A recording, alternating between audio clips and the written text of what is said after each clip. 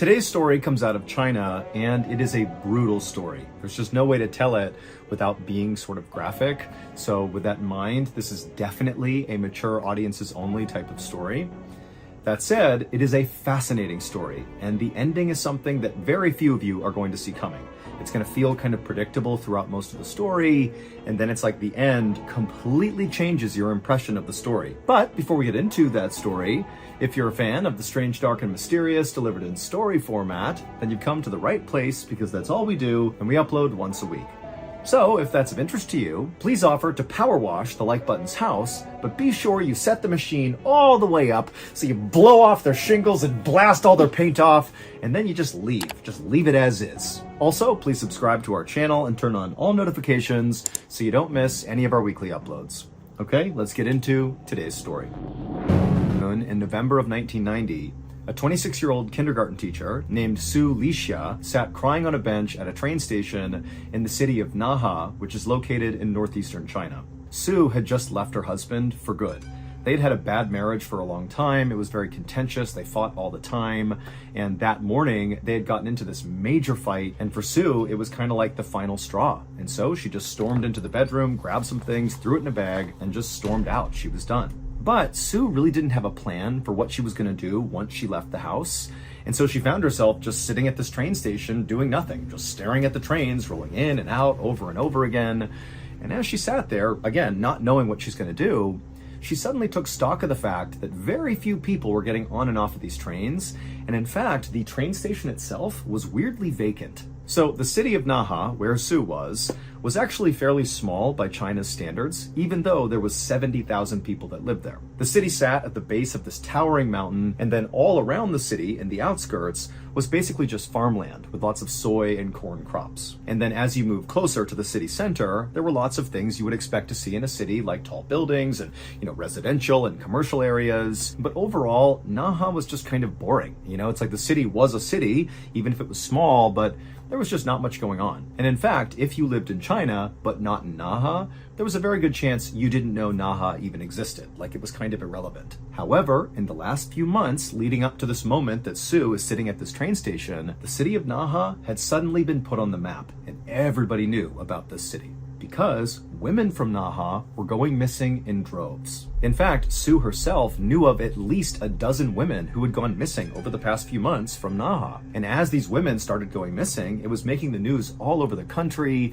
and women who lived in Naha were acutely aware of the risks of being out alone, in fear that somebody was going to come snatch them up and take them away. In fact, every time Su would go to work, she would make sure she would walk with other women, like in pairs, to ensure safety. I mean, this was a really scary time if you were a woman living in Naha. However, the caveat to the missing women was all of them to this point, when Su was sitting at the train station, had been sex workers. And Su, she thought, in virtue of not being a sex worker and instead being a kindergarten teacher, that somehow she was not actually that vulnerable to being snatched up or, whatever was happening to these women, she just felt like it wouldn't happen to her. But now, as Su sat at this train station, which again was eerily quiet and vacant, she couldn't help but feel like she had made a bad decision being here. She felt like she could easily become the next woman who went missing from Naha. And so Su began to think, maybe I should just go back home and try to patch things up with my husband, mostly for her safety, just to go back inside her home and be safe again. But before she could stand up to do that, she noticed on the other end of the platform this man who was exceptionally well dressed with this beautiful brown wool coat and fancy pants. He looked like he stepped straight out of a fashion magazine. He came up onto the train platform, and without saying a word, he walked slowly down the platform all the way to where Su was, and he reached into his pocket and he held out a tissue to her because he saw she was crying. And Su, she's looking up at the sky, and again, there's nobody else here, and she's very much on edge. And she doesn't know what to do. I mean, it was already creepy that this place was vacant, but it's even stranger to have a random man come up to her and try to initiate some sort of interaction with her. It just felt wrong and weird and very suspicious. But as Su stared at this guy, trying to figure out what his angle was, she could see that he had kind of kept himself standing back from her, kind of a respectful distance, not trying to crowd her out. And he was looking at her with a very sympathetic look on his face, and he's holding this tissue out, and he said to her, "Are you okay?" And he hands the tissue again, like, "Please take it." And there was just something about this guy that felt very sincere, and Su kind of let her guard down, and she accepted the tissue and wiped the tears from her eyes. She didn't say anything, and then this guy, he said, "Hey, do you mind if I sit with you?" And at this point, Sue said, yeah, okay, you can sit down. And so this very handsome, well-dressed man took a seat next to Sue, not right next to her, again, respectful distance from her. And again, he asked her, hey, are you doing okay? And for Sue, whose life had been basically miserable the last few months or even years with this terrible marriage she was in, she wasn't used to being asked if she was okay. And this man, who she didn't know, had caught her at this very vulnerable moment in her life. And it was like all her emotions just came pouring out. And she began sobbing hysterically, telling this guy that no, she was not okay. Her life was in ruins. She had just abandoned her family and she had no idea what she was going to do. And finally, when Sue stopped telling this guy all about her problems, she felt very embarrassed and kind of looked up at him like she was sorry for even saying as much. But the man, who was very intently listening, he was just nodding along, very sympathetic, and he told Sue that his name was Gia Wang, and that he was a director at a factory not far from here, and if she was open to it, he'd be happy to think about hiring her at the factory, give her a new start potentially, because it seemed like that's what she really needed. And then he asked her if she wanted to come back to his house to discuss this job opportunity further. Now with this, even though Sue had really appreciated everything this guy had done to this point, the second he asked her to come back to his house, she's like, red flags are going up. She knew there's something off here. Clearly this guy does have an angle and it's not to benefit me. And so she looked at him with an absolutely suspicious look, like, no way am I going to your house. I don't know you. Like, I appreciate the tissue and you letting me cry, but there's no way. But again, as she's staring at him with the suspicious look, the look on Gia's face remained very sympathetic and very gentle, and it almost seemed like he was just going to get up and go, like, hey, I'm sorry for offending you. But before he did get up to leave, Sue said, hold on. Actually, yes, I'll come with you. She didn't know why she agreed to go with him. Maybe it was because her life was so messed up at this point that she was just kind of ready to take chances and be sort of reckless, and this was definitely that. Big chance, very reckless. But again, she just felt like, there's something sincere about this guy, and she felt like she could trust him. And so Sue and Gia stood up, and together they walked down the train platform, not saying much. They went downstairs, they went out to the street, and they walked a couple of blocks to where Gia's street was. And as soon as they turned the corner and he showed Sue which house was his, Sue looked up, and whatever hesitations she had had still to that point about following the stranger to his house were gone, because she saw his house was beautiful. It wasn't that it was so grand or anything, it totally fit with the neighborhood, but it was very well maintained and totally felt on brand for a guy who was so well dressed and so well manicured and frankly so handsome. So Gia led the way to the front door of his house. He unlocked the door, he opened it up, and then he gently gestured for Sue to come on inside. And so she did. She walked past him, Gia followed her in, and the two of them took off their shoes and made their way into the kitchen, where Gia brewed some tea for them, and then they both sat down and began to sip their tea and talk about this job opportunity. And so for a few minutes, Gia is telling Sue all about the role and what she might be doing. And Sue is kind of asking general questions about it. But, for the most part, she just kind of enjoyed being in the presence of somebody who seemed to care about her. But after she finished her entire glass of tea, suddenly Gia, who had been talking this whole time about the factory, just stopped.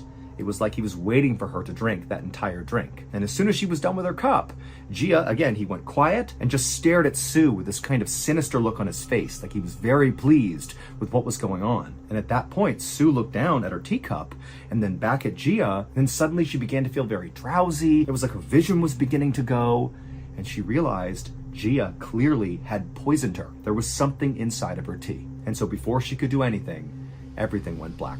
A couple of weeks later, just a few blocks away from where Sue met Gia at the train station, a police officer named Zhang was standing behind his desk at the police station when a very concerned-looking elderly couple came inside. Now, this couple was here to speak with Zhang about a missing person, but the missing person was not Sue. She had been missing for 2 weeks now, nobody had seen her, but no one had reported her missing. Her husband had just assumed that Sue had left him, and that's why he hadn't seen her, and so he had naturally not reported that. And again, nobody else knew she was missing. So keep that in mind. Officer Zhang has no idea about Sue and Gia, none of it. But when this elderly couple came in to make a missing person report, Officer Zhang was not the least bit surprised. It was now December of 1990, and over the past 6 months, 20 women out of Naha had suddenly gone missing. Remember, Sue is not one of those 20. The 20 are mostly sex workers who went missing at that same train station where Sue met Gia. And so Officer Zhang was used to making all these missing person reports. But candidly, the police actually felt like, because these were sex workers that were going missing, they weren't sure if they were actually being abducted or if they were simply getting on a train and kind of leaving town to go work somewhere else. And so really there wasn't a whole lot of investigation happening to figure out why so many of these women were going missing. But again, Officer Zhang, he's not surprised that they're telling him they want to file a missing person report. But when Zhang took this elderly couple to an interview room to talk to them about whoever was missing in their lives, when this couple spoke, Officer Zhang knew this was different, because the couple was not reporting another missing woman from Naha who also happened to be a sex worker. Instead, they were reporting that a man was missing, a businessman. However, the details of his disappearance sounded eerily similar to all these sex working women who had also gone missing. This guy was last seen at that same train station where Sue had met Jia, and then nobody had seen him, and so that's why they were here. And so Officer Zhang, he wrote up their report, and then he told the couple that, very likely this man is okay, and he'll show up at some point under his own steam, but he told them the police would look into it, and they'd be in touch. However, as this couple got up and turned around and left, Officer Zhang couldn't help but feel like this missing man and all these missing women went missing from the same place, and it's the same city and it's the same pattern over and over again, but now we have a man. And even though Zhang wanted to write it off as an anomaly, he started to wonder if this missing man was connected to all these missing women. Because by January of 1991, so 2 months after Sue had gone missing without a trace and still had not been reported by anybody, and 6 weeks after that elderly couple reported that man missing, another 5 people from Naha had gone missing, 2 more women and 3 more men. And so now the police in Naha were looking at 26 people, men and women, that had all gone missing very recently out of Naha, and nobody had a clue what happened to them. And importantly, because now there were men who were not sex workers who were going missing, the police couldn't just write this whole thing off as, oh, these sex working women are just going to another city to go do their work there. Like that was not a possibility anymore. Clearly something bad was happening, and the police knew they really needed to do a real investigation here. So finally, in early spring of that year, the police in Naha formed a task unit and legitimately began investigating all these disappearances. But amazingly, there was no information. There was nothing. These people went missing and nobody heard from them. There was no evidence of where they went. There was not even any sign that anything bad happened to them because no bodies had been found. There was no evidence of really anything happening. All the police knew is these 26 people, not including Sue, so she would be the 27th person, had been at this train station and then vanished. And that's all they knew. And it got to the point where this story really began to spread around China, and it became like this running joke that if you don't want to live, go to Naha, because everybody assumed there had to be some sort of serial killer or something happening there who was just roaming the streets, picking people off.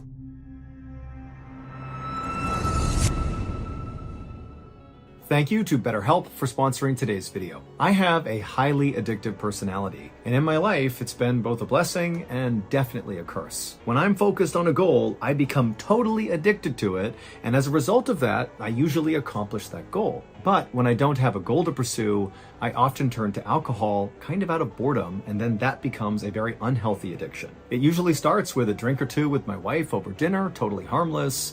But very quickly, I spiral and begin hiding alcohol around the house and drinking by myself in the garage secretly at midnight after my family's asleep. And invariably, my wife always finds out eventually, and we have the same talk every single time where I promise her I'm never going to do it again, but the cycle always continues. However, this month, with the help of my therapist, I finally decided enough was enough. For my family, for myself, I have to be sober. And so far, sobriety has actually been kind of great. Granted, I'm 3 weeks into the process, but I'll tell you, this time it feels permanent. And I really attribute that to working with my therapist. They're really a big part of the reason that I saw just how destructive alcohol is in my life. So if deep down you feel like you do have some big change you have to make at some point, really consider giving therapy a try, because I'm telling you, their perspective, which you don't have, is the thing you're likely missing. They're able to show you what's going to happen if you don't make that change. Obviously, therapy is not a one-size-fits-all solution, but I'm telling you, it's a great starting point if you're in a similar position to mine. And a very accessible therapy option is a totally online therapy platform called BetterHelp. All you have to do is fill out a quick survey online, and then you'll be quickly matched up with a licensed therapist who will listen and give you helpful, unbiased advice. Let BetterHelp connect you to a therapist who can support you right from the comfort of your own home. Visit betterhelp.com/Mr. Ballin or select Mr. Ballin during sign up to enjoy a special discount on your first month.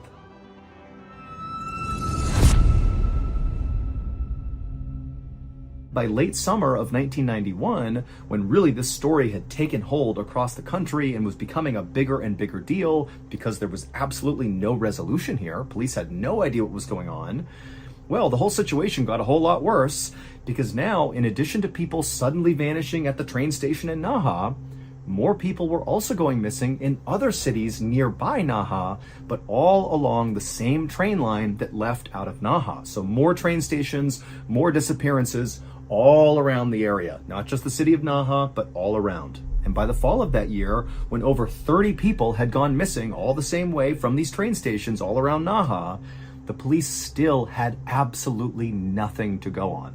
All they had is, here are these people, here's where they were, they vanished, we got nothing else, no bodies, no evidence, nothing. But all that would change on October 22nd, 1991, roughly a year after Sue met Gia at the train station in Naha and then drank that drugged tea. On that October day in 1991, so again, a year after the disappearance of Sue, police at this train station, 1,700 miles away from the city of Naha, were doing random stops of commuters on the train platform.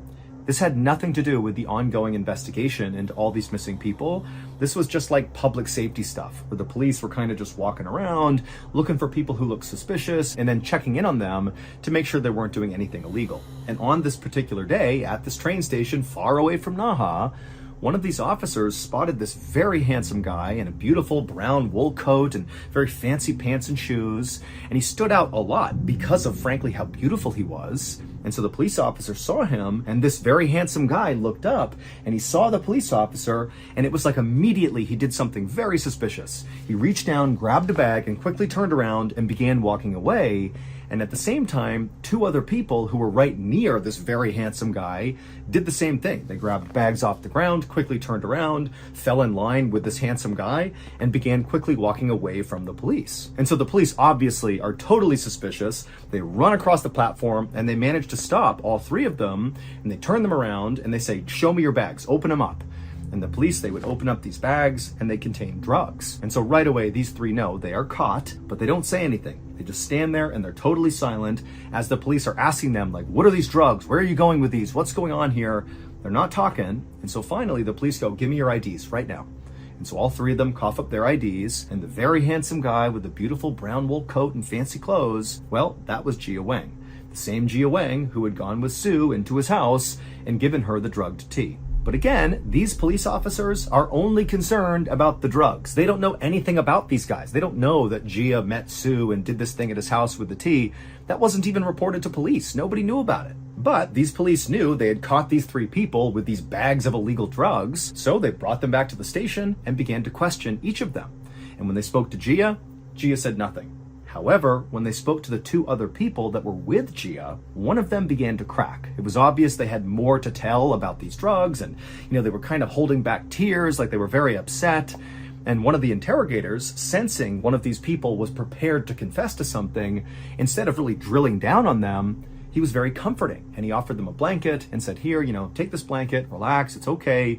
You can tell me what's on your mind, it's okay." And that just totally broke this person. And they said, "These drugs are nothing. You need to see what's in Gia's house. That will put these drugs to the side. They won't matter. What's in his house is horrible." The next day, a phone rang in the police station in Naha, and Officer Zhang picked it up, and it was one of the officers who interviewed these three people with drugs and got this whole horrible confession about what was inside of this guy Gia's house, and he told Zhang all about it. And as Zhang is listening to this, his eyes went wide because he knew this had to be connected to all these people going missing. Like, this has to be it. And so as soon as he hung up the phone, Officer Zhang rounded up 20 other police officers and 10 forensic doctors to go search Gia's house. And when they got there, the house from the outside looked just as beautiful as when Sue had seen it for the first time, and felt like her reservations about Gia had gone down because of how wonderful his house looked. But as soon as all those police officers and the forensic doctors stepped inside of Gia's house, he wasn't home, there was nobody there. When they went inside, they were instantly hit with this horrible, horrible smell inside the house. Even though things are neat and beautiful inside too, there was something bad inside this house. And the smell seemed to be coming from the basement. And so at some point, Officer Zhang and the other officers, they got to the door, they opened it up, and they looked down, and all they could see was just this dark room down there, and the smell was so strong.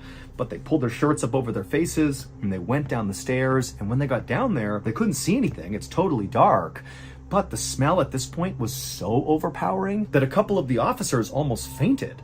And so literally they had to leave the house fearing they were breathing in toxic chemicals or something, and they had to wear gas masks just to go back into the house and back down into the basement. And when they got back down there, now wearing their masks, it didn't seem like there was anything down there that could produce such an awful smell. Like there was just nothing down there. But eventually one of the officers moved to the middle of the basement, right in the middle, and they realized there was an opening.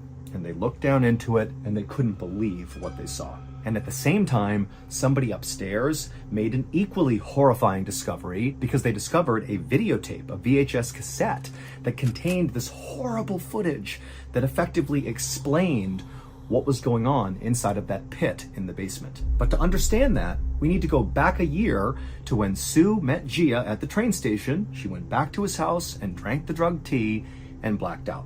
After Sue drank that tea, she didn't die. Gia did not kill her. Instead, she woke up a few hours later being totally confused, and she was immediately hit by this horrible smell, but it was totally pitch black. She can't see anything, and she began feeling her hands around her, and she felt stone everywhere she touched, and eventually she realized she was in what felt like the bottom of a well.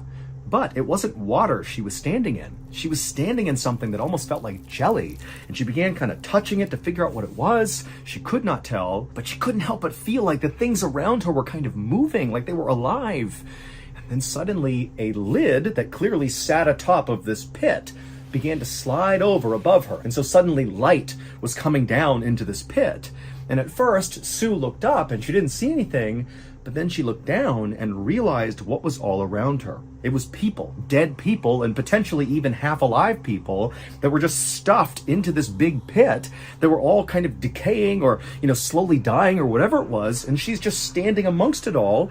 And then she looks up and she sees it's Gia, the beautiful man who had brought her here. He's standing up there looking down at her with a smile on his face. And Sue immediately pleads with him to please spare me, don't kill me. And Gia, he looks down at her kind of inquisitively, and he says, if I lift you out of there, will you do anything I tell you to do? And Sue said, yes, I'll do anything. Just get me out of here, please. And so Gia, he reached down, he grabbed Sue, and he pulled her up and out of this pit inside of his basement.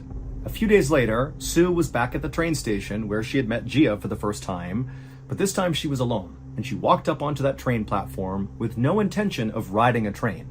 Instead, as soon as she got up there, she began looking around, and then she spotted a businessman who was sitting on a bench. And she walked over to him, and she sat down next to him, and we don't know exactly what she said, but we think what she said was something maybe sexually suggestive or, something along those lines, and she's holding his shoulders and touching his hand. She doesn't know this man, and this man is very caught off guard by this, but he's kind of going along with it. And before long, she takes this businessman's hand, they stand up, and they walk out of the train station down to the street, and they make their way a couple blocks over to Gia's house. And when they get there, Sue leads into the front door, she opens it up, she brings the man inside, the door shuts, they take their shoes off, and Sue leads this man into the kitchen where Gia is waiting with a wire between each hand. And as soon as this businessman walked into the kitchen, Gia pounced on him, wrapped the wire around his neck and held it until the man passed out. And then he released the wire. And then Gia and Sue took this man, they lifted him up, and they carried him down into the basement and laid him out on the floor. So he's not in the pit, he's just out in the middle of the basement floor. Then Gia stepped away, picked up a video camera, turned it on, and began to film. He was filming the man on the ground and also Sue. And Sue, she knew what to do. She was going to do anything she was told to do. So she climbed on top of this still very much alive businessman who's just been knocked unconscious, and she straddles him so she's looking down at his head. Then she picks up a knife and she holds it in front of her, and then she looks up at Gia, who at this point has zoomed the camera in. She can hear the sound, the mechanics inside of the camera as it's zooming in on what she's about to do. And then she raises the knife over her head and drives it into this man's chest. The video that Gia shot of Sue murdering this man was the video police found on the first floor of the house shortly after police had found this horrible pit in Gia's basement. It would turn out that Gia Wang was absolutely the serial killer who was responsible for all these people going missing from the train stations. He would abduct them just like he did Sue, and he would bring them to his house, and then he would do horrible, horrible things to them, and eventually he would chuck their bodies into this pit. And so when he abducted Sue, he actually thought that when he drugged her, that he had killed her, and he had chucked her into the pit, believing she was dead. But when Sue had woken up inside of that pit, when he opened it up and looked down and there she was, fully alive, he had an idea. Well, why don't I turn Sue into a murderer like me? She can help me. And so that was the condition for her being pulled out of this pit, that she would assist him in murdering people, and she agreed to do it. And so the reason the profile of victims changed from sex working women to random men is because those are the people that Sue went after. She began targeting men. And so when that elderly couple came in and reported to Officer Zhang that a man was missing, that was Sue's first victim, the man who had been seen on video being stabbed in the chest by Sue. Now, nobody to this day understands why Sue actually went along with this. Like, she was pulled up out of the pit, but then when she was told to go to the train station and find your first victim, it's unclear why she didn't just go to the police and say, hey, there's a serial killer, Gia, here's his house, here's where he is, go get him.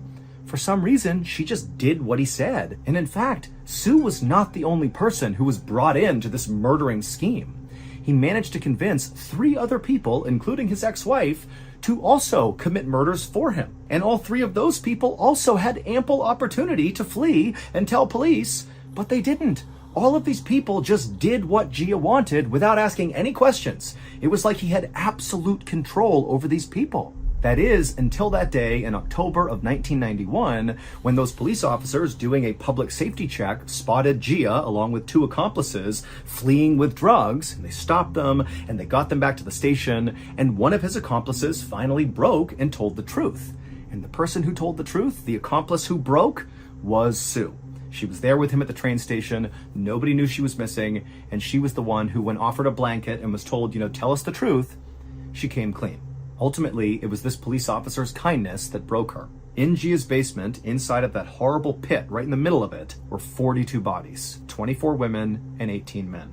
In the end, Gia and all 4 of his forced accomplices, including Sue, were sentenced to death, and they were executed on January 24th, 1992. Today, the city of Naha is still just as infamous as it was in the 90s when these murders took place. And in fact, the nickname for Naha is now just Bandit City to reflect what happened there.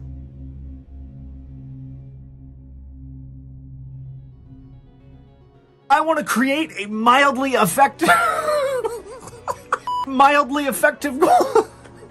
I want to make a mildly effective cold medicine made exclusively out of Egyptian fire ants. Take its horn off its head and you beat it to death. Sing out!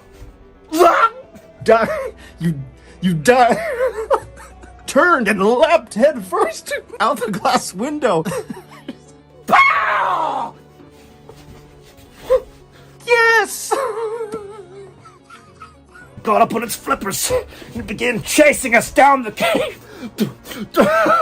A nice hot